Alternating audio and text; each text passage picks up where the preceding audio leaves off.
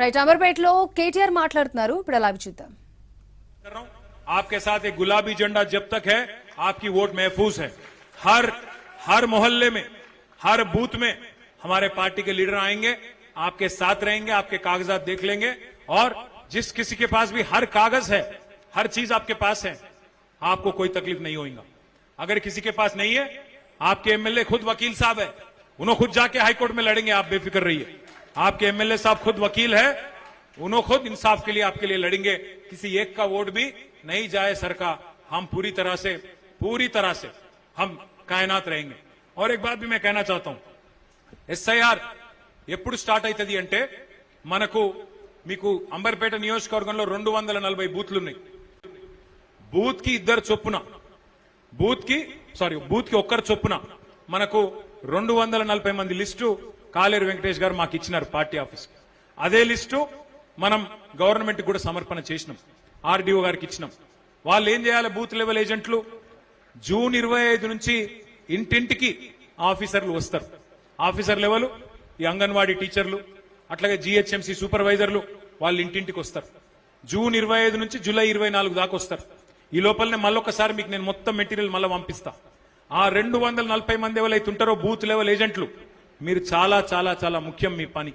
ఎందుకంటే ఈ లిస్టు ఏదైతే ఫైనల్ అవుతుందో జూన్ 25 నుంచి జూలై 24 దాకా మీరు చాలా జాగ్రత్తగా ఎక్కడెక్కడైతే జరుగుతున్నదో కార్యక్రమం అక్కడ మీరు ఉండాలి। ఉండి మీతో పాటు ఆ బస్తీ నాయకులు, మన కార్యకర్తలు అందరూ ఉండి ఏ ఒక్క అర్హుడి ఓటు కూడా, ఏ ఒక్క సోదరి ఓటు కూడా పోకుండా చూసుకోవాల్సిన బాధ్యత మీ మీదనే ఉన్నదనే మాట నేను విజ్ఞప్తి చేస్తా ఉన్నా। డూప్లికేట్ ఓట్ల లిస్ట్ నేను మీకు ఇస్తా, మీరు చూసుకోవచ్చు, ఎక్కడేముంది ఏం లేదు మీరు చూసుకోవచ్చు। దాంతో పాటు కొత్త ఓట్లు రాయించేది, తప్పుడు ఓట్లు తీయించేది, ముఖ్యంగా బీజేపీ వాళ్ళు చాలా డేంజర్। వాళ్ళు కొన్ని ఓట్లు తీసేయించే పనులు ఉన్నారు। ఇక అంబర్పేటలో గెలిచే పరిస్థితి లేదు బీజేపీకి, ఏమైనా కొన్ని కొత్త కొత్త కథలు పడితే ఏమైనా చేయొచ్చా అన్న ఆలోచనలో వాళ్ళు ఉన్నారు। తప్పకుండా జాగ్రత్తగా ఉండాల్సింది గులాబీ సైనికులే అనే మాట నేను మీకు విజ్ఞప్తి చేస్తా ఉన్నా। ఈ లిస్టు జూలై 24 నుంచి సెప్టెంబర్ 28 దాకా మళ్ళీ మీకు టైం ఉంటుంది, 2 నెలలు। ఏమైనా అబ్జెక్షన్లు ఉంటే చెప్పొచ్చు, రాతపూర్వకంగా ఇవ్వచ్చు। మీ ఎమ్మెల్యే గారు ఖుద్దు వకీలు కాబట్టి ఆయన మీకు అంతా ఎక్స్ప్లెయిన్ చేస్తాడు। తర్వాత అక్టోబర్ 1 నాడు ఫైనల్ ఓటర్ లిస్టు పబ్లిష్ అవుతుంది। ఈ అక్టోబర్ 1 నాడు పబ్లిష్ అయినాక ఒకటి యాద పెట్టుకోండి, అదే లిస్టు రేపు మీ కార్పొరేషన్ ఎన్నికలకు అదే ఓటర్ లిస్ట్ ఉంటుంది। ఆ తర్వాత వచ్చే ఎమ్మెల్యే ఎలక్షన్ కు అదే ఓటర్ లిస్ట్ ఉంటుంది। అదే విధంగా తర్వాత వచ్చే ఎంపీ ఎలక్షన్ కూడా అదే ఓటర్ लिस्ट ఉంటుంది। वो एक ही वोटर लिस्ट है जो बनेगा अक्टूबर 1 के दिन। उसके बाद वो एक ही वोटर लिस्ट रहेगा कल के आपके कॉर्पोरेशन इलेक्शन के वास्ते, एमएलए इलेक्शन के लिए और साथ ही साथ एमपी इलेक्शन के लिए भी वो एक ही वोटर लिस्ट रहेगा। इससे पहले अलग अलग लिस्ट थे, अलग अलग बूथ थे, कॉर्पोरेशन का एक था, एमएलए का एक था, एमपी का एक था। आगे ऐसा नहीं होगा SIR के बाद।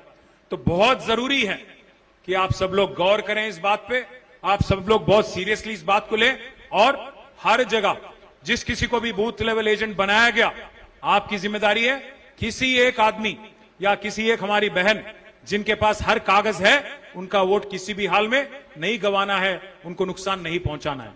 అర్థమైంది కదా మీకు? ముఖ్యమైన పని ఈ SIR మనం చేయాల్సి ఉంటుంది।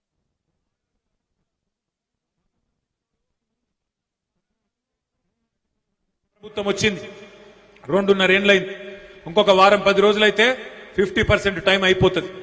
మరి 50% టైం అయిపోయినాక ఏం జరిగింది హైదరాబాద్ మహానగరానికి?